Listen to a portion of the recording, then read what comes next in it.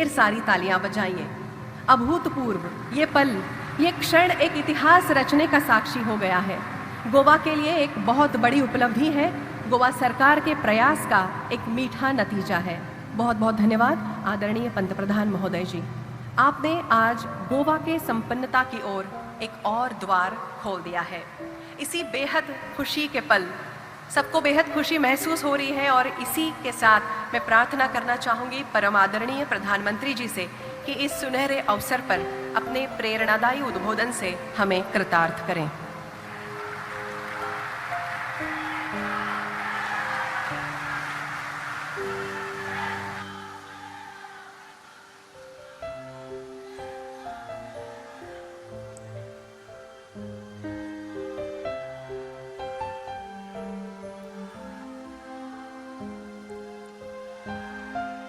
समेस्त गोयंकार भाव भयणीक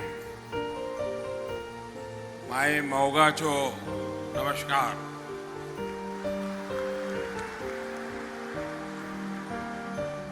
गोवांत येवन म्हाका सदांच खोस भोगता।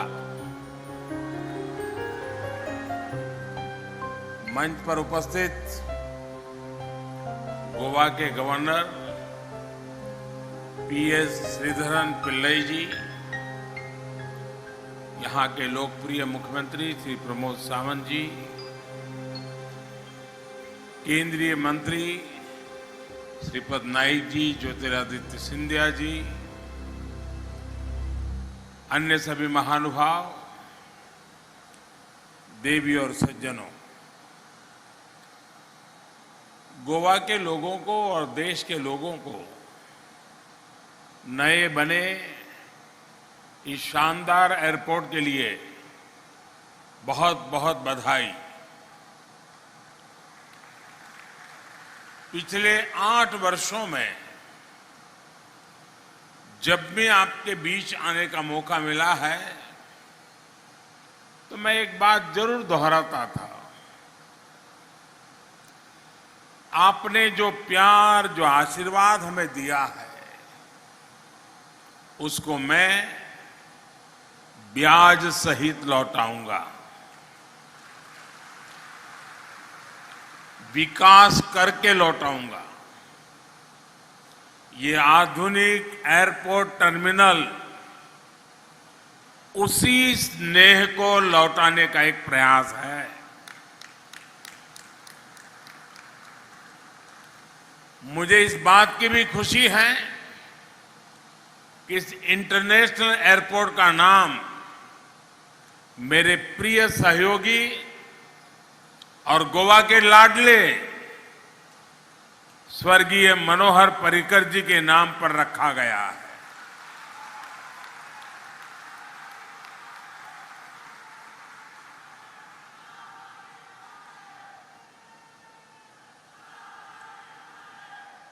अब मनोहर इंटरनेशनल एयरपोर्ट के नाम के माध्यम से पर्रिकर जी का नाम यहां आने जाने वाले हर व्यक्ति की स्मृति में रहेगा। साथियों, हमारे देश में इंफ्रास्ट्रक्चर को लेकर दशकों तक जो अप्रोच रही, उसमें सरकारों द्वारा लोगों की जरूरत से ज्यादा वोट बैंक को प्राथमिकता दी गई। इस वजह से अक्सर ऐसी परियोजनाओं पर भी हजारों करोड़ रुपए खर्च किए गए जिनकी उतनी जरूरत ही नहीं थी। और इसी वजह से अक्सर जहां इंफ्रास्ट्रक्चर लोगों के लिए जरूरी होता था, उसे नजरअंदाज कर दिया जाता था। गोवा का ये इंटरनेशनल एयरपोर्ट इसका ही एक उदाहरण है। गोवा वासियों की नहीं बल्कि देश भर के लोगों की ये बहुत पुरानी मांग थी कि यहां एक एयरपोर्ट से काम नहीं चल रहा है, गोवा को दूसरा एयरपोर्ट चाहिए। जब अटल बिहारी वाजपेयी जी की सरकार केंद्र में थी, तब इस एयरपोर्ट की प्लानिंग हुई थी, लेकिन अटल जी की सरकार जाने के बाद इस एयरपोर्ट के लिए बहुत कुछ नहीं किया गया। लंबे समय तक ये प्रोजेक्ट लटकता रहा।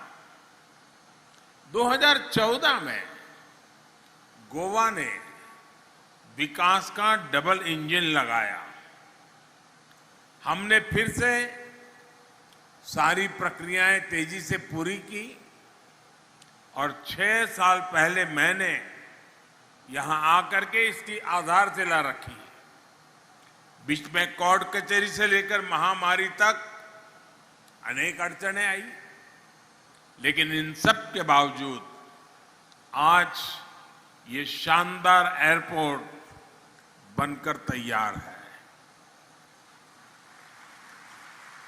अभी यहां साल में करीब 40 लाख यात्रियों को हैंडल करने की सुविधा है। आने वाले समय में ये क्षमता 3.5 करोड़ तक पहुंच सकती है। इस एयरपोर्ट से निश्चित रूप से पर्यटन को बहुत लाभ होगा। 2 एयरपोर्ट होने से कार्गो हब के रूप में भी गोवा के लिए संभावनाएं बहुत बढ़ गई हैं। फल सब्जी से लेकर फार्मा प्रोडक्ट्स के एक्सपोर्ट को इससे बहुत बल मिलेगा। साथियों, मनोहर इंटरनेशनल एयरपोर्ट आज देश के इंफ्रास्ट्रक्चर को लेकर बदली हुई सरकारी सोच और अप्रोच का भी प्रमाण है। 2014 से पहले सरकारों का जो रवैया था, उस वजह से हवाई यात्रा एक लग्जरी के रूप में स्थापित हो गई थी। ज्यादातर इसका लाभ समृद्ध संपन्न लोग ही उठा पाते थे। पहले की सरकारों ने सोचा ही नहीं कि सामान्य जन भी, मध्यम वर्ग भी उतना ही एयर ट्रैवल करना चाहता है। इसलिए तब की सरकारें आवाजाही के तेज माध्यमों पर निवेश करने से बचती रही। एयरपोर्ट्स के विकास के लिए उतना पैसा ही नहीं खर्च किया गया। इसका नतीजा ये हुआ कि देश में एयर ट्रैवल से जुड़े इतना बड़ा पोटेंशियल होने के बावजूद भी हम उसमें पीछे रह गए, हम उसे टैप नहीं कर पाए। अब देश विकास की आधुनिक सोच के साथ काम कर रहा है, तो हम इनके नतीजे भी देख रहे हैं। साथियों, आजादी से लेकर 2014 तक देश में छोटे बड़े एयरपोर्ट सिर्फ 70 थे, 70। ज्यादातर सिर्फ बड़े शहरों में हवाई यात्रा की व्यवस्था थी। लेकिन हमने हवाई यात्रा को देश के छोटे छोटे शहरों तक पहुंचाने का बीड़ा उठाया। इसके लिए हमने 2 स्तर पर काम किया। पहला, हमने देश भर में एयरपोर्ट के नेटवर्क का विस्तार किया। दूसरा, उड़ान योजना के जरिए सामान्य मानवी को भी हवाई जहाज में उड़ने का अवसर मिला। इन प्रयासों का अभूतपूर्व परिणाम आया है। बीते 8 वर्षों में, अभी सिंधिया जी ने काफी विस्तार से बताया, बीते 8 वर्षों में देश में करीब 72 नए एयरपोर्ट तैयार किए गए हैं।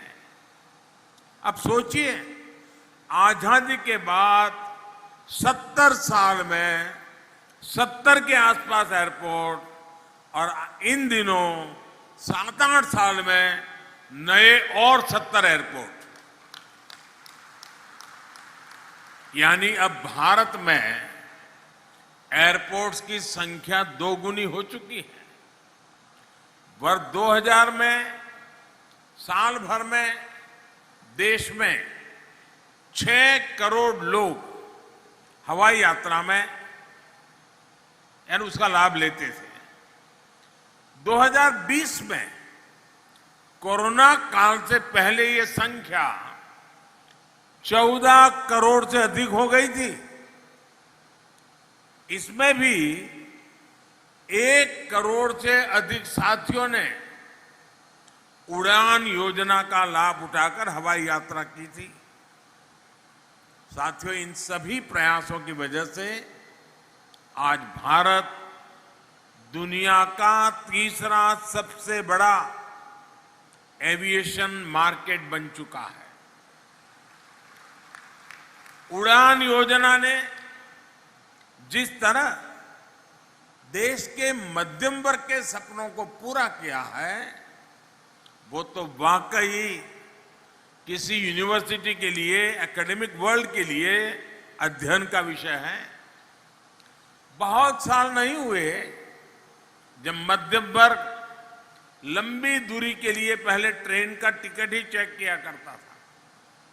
अब छोटी दूरी के लिए भी पहले हवाई जहाज का रूट पता किया जाता है, उसका टिकट देखा जाता है और पहले कोशिश होती है कि हवाई जहाज से ही चला जाए। जैसे जैसे देश में एयर कनेक्टिविटी का विस्तार होता जा रहा है, हवाई यात्रा सबकी पहुंच में आती जा रही है। भाइयों और बहनों, हम अक्सर सुनते हैं कि टूरिज्म किसी भी देश की सॉफ्ट पावर को बढ़ाता है, और ये सच भी है। लेकिन ये भी उतना ही सच है कि जब किसी देश की पावर बढ़ती है तो दुनिया उसके विषय में ज्यादा जानना चाहती है। अगर उस देश में कुछ देखने के लिए है, जानने समझने के लिए है, तो दुनिया निश्चित रूप से अधिक आकर्षित होती है। आप अतीत में जाएंगे तो पाएंगे कि जब भारत समृद्ध था तब दुनिया में भारत को लेकर एक आकर्षण था। दुनिया भर से यात्री यहां आते थे, व्यापारी कारोबारी आते थे, स्टूडेंट्स आते थे, लेकिन बीच में गुलामी का एक लंबा कालखंड आया। भारत की प्रकृति, संस्कृति, सभ्यता वही थी, लेकिन भारत की छवि बदल गई, भारत को देखने का नजरिया बदल गया। जो लोग भारत आने के लिए आतुर रहते थे, उनकी अगली पीढ़ी को यह भी पता नहीं रहेगा कि भारत किस कोने में पड़ा है। साथियों, अब 21वीं सदी का भारत नया भारत है। आज जब भारत वैश्विक पटल पर अपनी नई छवि गढ़ रहा है, तब दुनिया का नजरिया भी तेजी से बदल रहा है। आज दुनिया भारत को जानना समझना चाहती है। आज आप डिजिटल प्लेटफॉर्म पर जाइए, कितनी बड़ी संख्या में विदेशी भारत की कहानी दुनिया को बता रहे हैं। इन सभी बातों को ध्यान में रखते हुए अब बहुत जरूरी है कि देश में ईज ऑफ ट्रैवल उसको सुनिश्चित कर दिया जाए। इसी सोच के साथ बीते 8 वर्षों में भारत ने ईज ऑफ ट्रैवल बढ़ाने के लिए, अपने टूरिज्म प्रोफाइल का विस्तार करने के लिए हर संभव प्रयास किए हैं। आप देखेंगे कि हमने वीजा की प्रक्रिया को आसान किया, वीजा ऑन अराइवल की सुविधाओं को बढ़ाया, हमने आधुनिक इंफ्रास्ट्रक्चर और लास्ट माइल कनेक्टिविटी पर फोकस किया, एयर कनेक्टिविटी के साथ ही digital connectivity, mobile connectivity, railway connectivity, हम सभी पर ध्यान दे रहे हैं। आज रेलवे से अधिकतर टूरिस्ट डेस्टिनेशन जुड़ रहे हैं। तेजस और वंदे भारत एक्सप्रेस जैसी आधुनिक ट्रेनों रेलवे का हिस्सा बन रही हैं। विस्टाडोम कोच, वो ट्रेनें पर्यटकों के अनुभव का विस्तार कर रही है। इन सभी प्रयासों का असर भी हम निरंतर अनुभव कर रहे हैं। साल 2015 में देश में डोमेस्टिक टूरिस्ट की संख्या 14 करोड़ थी। पिछले साल ये बढ़कर करीब करीब 70 करोड़ तक पहुंच गई थी। अब कोरोना के बाद देश और दुनिया भर से टूरिज्म बहुत तेजी से बढ़ रहा है। गोवा जैसा टूरिस्ट डेस्टिनेशन में सबसे पहले वैक्सीन लगाने के फैसले का भी लाभ गोवा को मिल रहा है और इसलिए मैं प्रमोद जी और उनकी टीम को बधाई देता हूं। और साथियों, हम सभी जानते हैं कि टूरिज्म में रोजगार, स्वरोजगार की सबसे ज्यादा संभावनाएं हैं। पर्यटन से हर कोई कमाता है,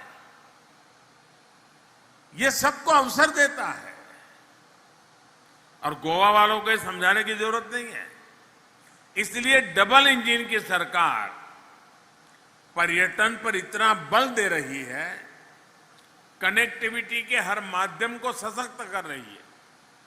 यहां गोवा में भी 2014 के बाद से हाईवे से जुड़े प्रोजेक्ट पर 10,000 करोड़ रुपए से अधिक का निवेश हो चुका है। गोवा में ट्रैफिक की समस्या को कम करने के लिए भी लगातार काम किया जा रहा है। कोंकण रेलवे का बिजलीकरण होने से भी गोवा को बहुत लाभ हुआ है। साथियों, कनेक्टिविटी के इन प्रयासों के साथ ही सरकार का जोर हेरिटेज टूरिज्म को प्रमोट करने पर भी है। हमारी जो धरोहरें हैं, उनके रखरखाव, उनकी कनेक्टिविटी और वहां सुविधाओं के निर्माण पर बल दिया है। गोवा में ऐतिहासिक अगोड़ा जेल कॉम्प्लेक्स म्यूजियम का विकास भी इसका उदाहरण है। आधुनिक टेक्नोलॉजी का उपयोग करते हुए हम देश भर में अपनी धरोहरों को और आकर्षक बना रहे हैं। देश के तीर्थों और धरोहरों की यात्रा करने के लिए विशेष रेल भी चलाई जा रही है। साथियों, वैसे मैं आज गोवा सरकार की एक और बात के लिए सराहना करना चाहता हूं। गोवा सरकार फिजिकल इंफ्रास्ट्रक्चर के साथ ही सोशल इंफ्रास्ट्रक्चर पर भी उतना ही बल दे रही है। गोवा में ईज ऑफ लिविंग बढ़े, यहां पर कोई भी व्यक्ति सरकारी योजनाओं के लाभ से वंचित ना रहे, इस दिशा में स्वयंपूर्ण गोवा अभियान बहुत सफल रहा है, बहुत अच्छा काम किया गया है। गोवा आज 100% सैचुरेशन का एक बहुत उत्तम उदाहरण बना है। आप सभी ऐसे ही विकास के कार्य करते रहिए, लोगों का जीवन आसान बनाते रहिए। इसी कामना के साथ मैं इस भव्य एयरपोर्ट के लिए आप सबको बधाई देते हुए मेरी वाणी को विराम देता हूं। बहुत बहुत शुभकामनाएं, बहुत बहुत धन्यवाद।